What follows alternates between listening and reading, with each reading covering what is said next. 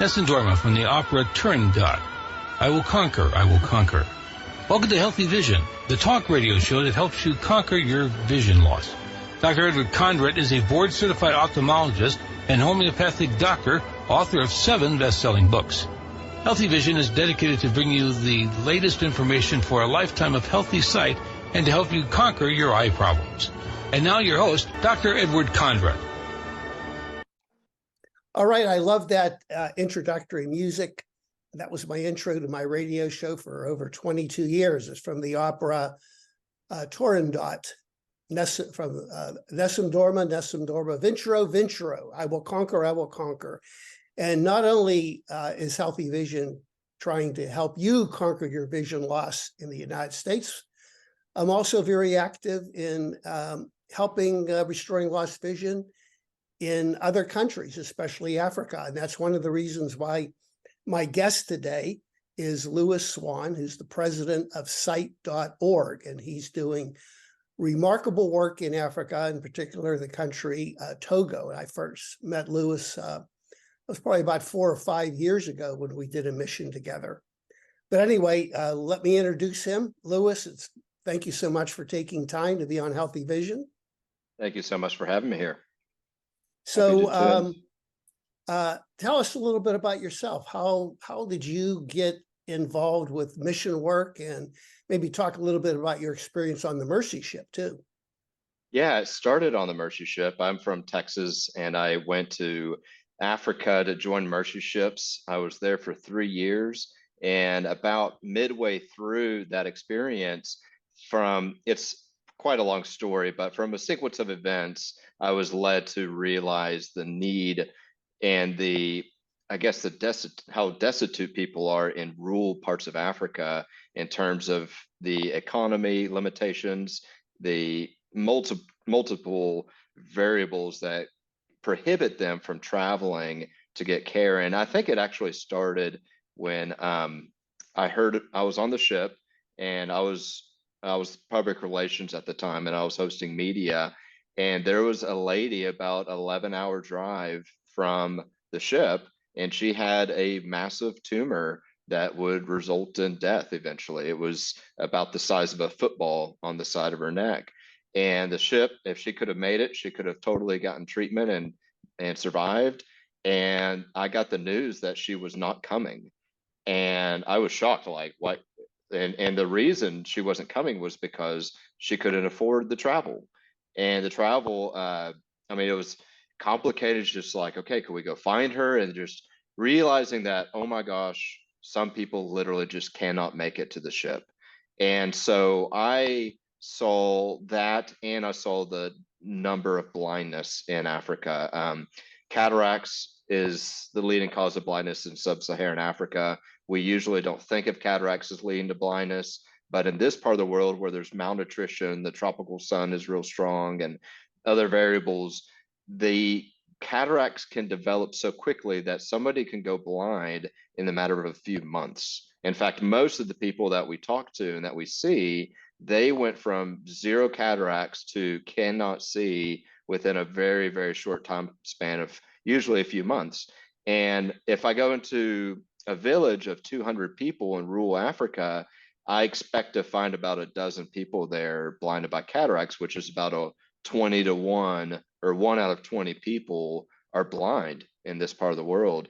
And so that's where we started, and Sight.org in 2012 was focusing on that demographic, realizing that yes, there's awesome groups like Mercy ships that reach the highest populated areas, which are coastal, and so the ship is a great model, but realizing there's another layer of need that is just not one model fits all issues. And so we started to go from the very beginning to remote parts of Togo, and we started a mobile clinic off the bat, and to date we're just shy of 6,500 surgeries under our belt, and so 6,500 people that pretty much would not have gotten a surgery otherwise, because again, this is an area of the world where people can't make it to the ship or they can't make it to the capital. And if you only live on trading vegetables and from your farming, the idea that you're going to come up with the $200, $300, $400 to travel to the capital, sustain yourself through surgery and recovery, it just never happens. And so as a result of that, we find people that have been blinded sometimes for decades, and we are able to see their sight restored after about a 15-minute surgery. Somebody like Dr. Kondrak coming to help with that, or our native doctors, and the next day the patch comes off and they can see. I know it was a really rewarding experience for me when I did my first mission with sight.org. I flew into Lomé, which is the capital of Togo. And you're right. I think it was about a 6 or 7 hour drive. And the roads were really, really tough, really in bad shape. And not only were we in a remote area doing the mission, but people traveled for a long distance just to get there. Yeah, some of them. Some of them. And it was really a well-run mission, and the people were so grateful. And one comment I want to make is, you know, these people were blind. I mean, I'm not talking about like cataracts that you see in the US where somebody has a little blurred vision and it's emergency surgery. These people were totally blind. They could barely see a hand motion in front of them. They couldn't function. Not only couldn't they function, but usually they tied up another family member, usually a child, that would be like a seeing eye dog to help them take care of them. And these people were like without hope. And of course, you're a Christian organization. So literally you are bringing light, the light and love of the Lord back into their life. You're restoring their vision. You're giving them hope. You're giving them a whole new life. And you're also introducing them to Christianity. And, you know, in that part of the world, I mean, voodoo is the major religion. So it's opening up to a loving religion instead of one based on curses and, you know, fear. It's a very, very fear-driven religion, and it's a very it's very fearful religion. That's the motivation in that circle, in that mindset. So your project has been very successful, and you're helping so many people. But I like, and the reason why you recently contacted me, you're setting up a whole new project, which I'm really excited about. In that this project is we're going to be training African doctors in a specific surgical technique, and the technique that we use on these missions is called M6. Manual small incision cataract surgery. And it's much different than the traditional surgery that we do in the US. It's in the US, it's highly technical. We use an emulsifier, it's a small incision, fancy equipment, a lot of saline, a lot of supplies. But the M6 operation, minimal equipment, no sutures, and a very, very quick operation. But unfortunately, doctors have to be trained in it. And on the Mercy ship, when I was the surgical director on the Mercy ship, we helped train African doctors. They learned a skill, but then they go back to their village and they just didn't have the equipment. They didn't have the lenses, and they lost the skill because they couldn't continue. So your idea, which I think is brilliant, we are going to train the doctors, and then we are going to go into their village with supplies and help them continue to utilize their surgical skills and give good care. So I wonder if you could kind of review this project. So that is the biggest challenge. Obviously, doctors can learn, and we've trained 20 doctors to date, but the idea that they go into the areas where there's need and that they're able to hit the ground running, it's unfortunately a little bit more complicated than that. And even the training itself, there's different levels and there's different techniques. One thing that Dr. Condrat and I are looking into is incorporating simulation training.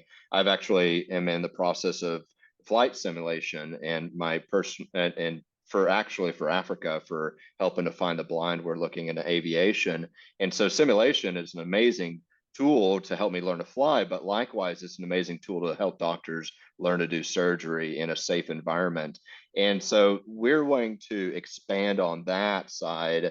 And in addition to that, find ways to make doctors that are hitting the ground, to help them hit the ground running, that they have what it takes to begin their practice and have the equipment in need. There's some countries, I mean, Togo, when I first came to the country, there was more doctors than there were microscopes. And there are some doctors that are trained for surgery assigned to a part of the country by the government, and they can't even do surgery. They're there as to identify the blindness, but they're not able to do those next steps. And so we have made such an impact, not boasting on myself, really boasting on my team. They're the ones doing all the hard work. And we're finally at a point where finding the blind is actually getting a little bit hard. And by hard, it used to be when Dr. Condrat came, we can make a short announcement and 200 people show up. And it takes no effort at all to gather those 200 people for surgery. Now my team has to work really hard to come up with 120. And so the ship is starting to turn in this country called Togo. And so expanding beyond Togo and helping the doctors that are going to follow us, because there's always going to be new cataracts. And as we reduce the blindness in this country, we want to leave doctors behind us to partake in surgery and to be equipped. And so we're looking for partners and people that have heart for Africa and want to donate the supplies and the equipment to make these doctors successful, because it honestly does not require much of a boost in terms of getting them rolling and ready to make a huge impact. And once a doctor has the skill set and has the equipment, a single doctor in certain circumstances can impact 1,000 people a year, or maybe it's 200 people a year, but it's still what we need to make Africa cataract free or blindness free. Again, cataracts are always going to be there, but I think in the very near future, we will find where the person waiting in a village for 20 years, giving up hope that sight is ever in their future, that's coming to an end, at least in Togo, in the very near future. So the project is that we're going to recruit qualified African doctors who want to learn this procedure. And we're going to begin by taking them through a simulation device so they can learn the kind of the hand-eye coordination and learn the technique. And then the next phase would be to have them operate on animal eyes to get comfortable using the instrumentation. Then the third phase would be actually supervising them one-on-one. I will be with the African doctor, will help them do the surgery, because the main goal is to have success with everybody we operate. We don't want beginning surgeons to operate on actual patients and cause problems. So they have to be under close supervision. But usually after maybe, half a dozen or a dozen surgeries, they're comfortable, and then they can operate on their own. So they learn the technique. Then we will plan to revisit with them, maybe in a couple months in their village where the great need is, and we'll take the supplies there so they can do maybe 100 or 200 cases. So this has been the biggest deficiency in the past. Doctors have been trained, but then they lose the surgical skill. They just don't have the equipment to, continue what they learned. So I'm really excited, and we're going to be, we're scheduled, I think, in October. We're going to be going to Madagascar to review the simulation equipment. And then we're going to be setting up the training center in Togo for the doctors. And then The other thing that I liked about this project is it's not going to be once a year. We're going to be having trainings throughout the year. Our goal is to have, what, 9 trainings? The first we do 9 campaigns a year, and so when a doctor comes to receive simulation training, we can follow that with, of course, the animal eyes and other steps of training before we enter into actually doing an outreach. And the other benefit of our organization of being a mobile clinic, we go to areas where there's a lot of people that are blind, and so typically speaking, I only know of 3 other organizations that train this technique, and they're stationary clinics, and good for them for doing it. I'm really appreciative of them. But there's a lot of doctors that are needing this training. Very few clinics do it, and the ones that are stationary have a limited number of patients to select from, and not all cataracts are the same. Certain surgeries are much easier than others, and certain patients would be better category for those younger doctors to start to take steps into that surgical process. And so by being a mobile clinic, we will then go on outreach and have a large pool of cataracts for us to select to put them through training. Yeah. Mm-hmm. And as they're getting training, we also pay them.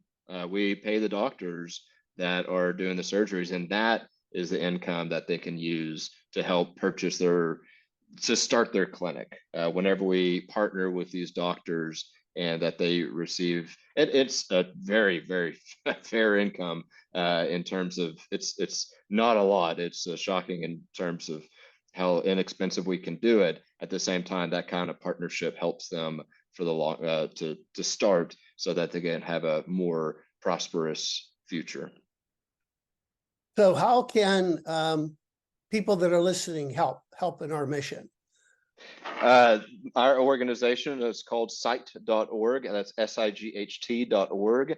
And you can go to that website, explore us, learn about us, reach out to me if you want to send a little note to hear some more, and we can set up that time. But also, I'd love to have your help get Dr. Condrat to join us more often.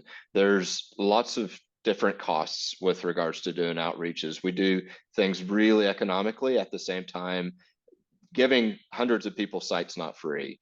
And at the same time, also, it does not take very much to make that huge impact. And I've worked with Dr. Condrat.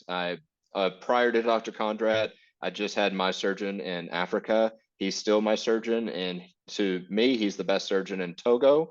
But whenever Dr. Condrat came to work with us, we stepped it up quite considerably. We were probably capping out at 100 surgeries a campaign, and Dr. Condrat showed us techniques of how to arrange the operating room and just different things that he's learned in his expertise. And now we're doing twice that number of surgeries, very large in part as a result of Dr. Condrat being there. And so we'd love for you to help to get Dr. Condrat to Africa and to help him get to this program and to just be a part of that need. So if you go to our webpage, sight.org, and make a donation with the note in the note section, Condrats, eventually we'll have a place where you can sponsor them directly. But if you make a note in the note section that says Condrats, we'll make sure that funding is going towards the really most important part of our program,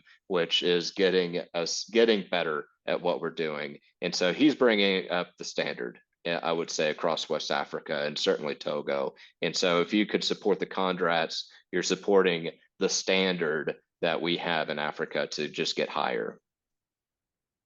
Well, I'll tell you, Louis, it's an honor that I'm part of sight.org, and I'm really excited about this project. And you have my 100% commitment. We're going to make this project successful, and we are going to make a difference in Africa. And yeah, folks, we could use your help. So if you do have some finances that you'd like to donate to the mission work, it's definitely going to a wonderful cause. I do not get paid for the surgeries that I do or the teaching. I just need to cover my expenses. You know, and neither do I, by the way. I don't get paid either. I'm fully sponsored. But the payment I do receive is the seeing a blind person with restored sight. I can remember on one of the missions, I operated on a young lady. She was in her late 20s or early 30s, and she walked for a day. She was totally blind in both eyes, carrying her baby, which she never saw before. And we operated on both eyes, and to see the joy in her face for seeing her baby for the first time. Because I think what happens in Africa, a pregnant woman, there's only like so much nutrition that the body has. And typically when a mother's pregnant, the nutrition goes towards the infant in utero, and the mother becomes blind during pregnancy, which is kind of interesting. I've never seen that before. But I mean, she was totally blind, and to see the joy on her face immediately after surgery that she could see her baby. Yeah, see her for the first time. I mean, and that is my payment, and that's worth more than all the money in the world, to see the joy in someone's face that has restored sight. And now that they have hope, they have plans for continuing their life. So I need to plug in one more story. You forget about Epiphany. Epiphany was during the first campaign you were there, and he was blind in both eyes. It was a 12-year-old boy that was born with both cataract, totally blind in both eyes, and deaf. And so he was just like a Helen Keller, essentially. And so Helen Keller, deaf and blind, she only had her taste, touch, and smell. So effectively, she had 8% of situational awareness. That's with what you have in those three senses. And by getting sight, Dr. Condrat performed the surgery, and this young man, I think it was a 75% situational awareness upload is what you're getting when a young man like this sees for the first time. Not seeing the sky, not seeing a tree and what like those, you know, barky things that he bumps into on occasion, to see that that's a tree, and he actually doesn't have to bump into him anymore. He can see it now. And so that was another really cool story. That was cool, and a really amazing patient that Dr. Condrat also treated while he was with us. So one of my favorites. Okay, well, listen, thanks so much, Lewis, for joining me on Healthy Vision. And folks, please help us if you can.